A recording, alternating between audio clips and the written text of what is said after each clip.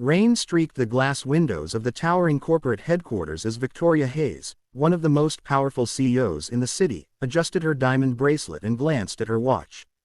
The ballroom was ready. Chandeliers glittered like frozen fireworks, a grand piano hummed with soft jazz, and 5 of the wealthiest bachelors in the country waited, each groomed to perfection.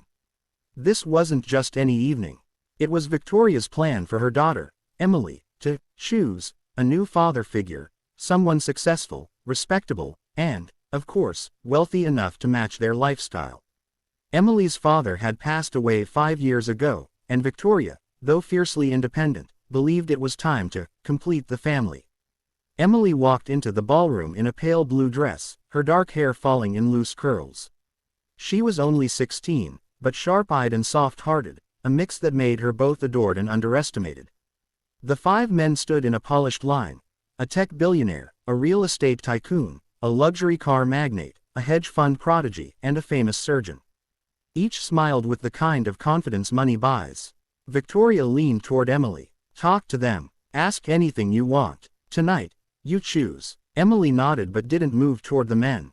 Instead, her gaze drifted across the room to a figure in the far corner, a man in faded coveralls, pushing a mop, head bowed as he scrubbed at a stubborn coffee stain on the marble floor.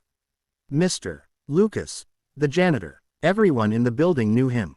Quiet, kept to himself, always smiling when spoken to, but rarely starting conversation.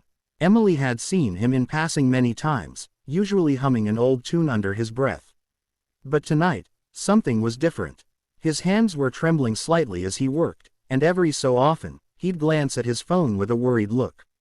Emily excused herself from the glittering crowd and walked over.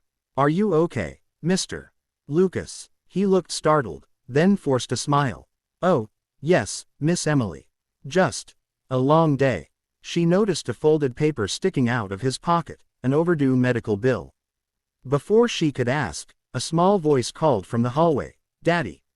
A little boy, no older than 6, ran in with untied sneakers and a handmade cardboard crown on his head. Mr. Lucas quickly set down the mop and scooped the boy up, hugging him tight. Emily felt her heart twist. She recognized the way he held his son, like nothing else in the world mattered. "I told you to stay with Mrs. Harris," Lucas whispered to the boy. "But I wanted to give you this." The child handed him a small paper heart, drawn with crayon, the words "Best Dad in the World" scrawled across it. The boy's coat sleeves were frayed. His sneakers were worn thin. Emily noticed the way Lucas's eyes softened, the same way her own father's once did. Back in the ballroom, the 5 rich men waited, watching impatiently. Her mother motioned for her to hurry. Emily walked back, her decision already made. Victoria smiled. "Well, who did you choose?" Emily looked her mother square in the eye. "Him." She pointed. Not at the billionaires, but at the janitor still holding his son. The room froze. One of the rich men chuckled under his breath, thinking it was a joke. Another shifted uncomfortably. Victoria's smile faltered. "Emily, what are you talking about?" Emily took a step forward, her voice steady.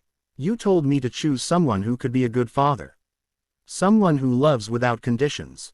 Someone who understands what really matters. I've been watching him for months. He works harder than anyone here, and he still goes home with enough love left to give to his son.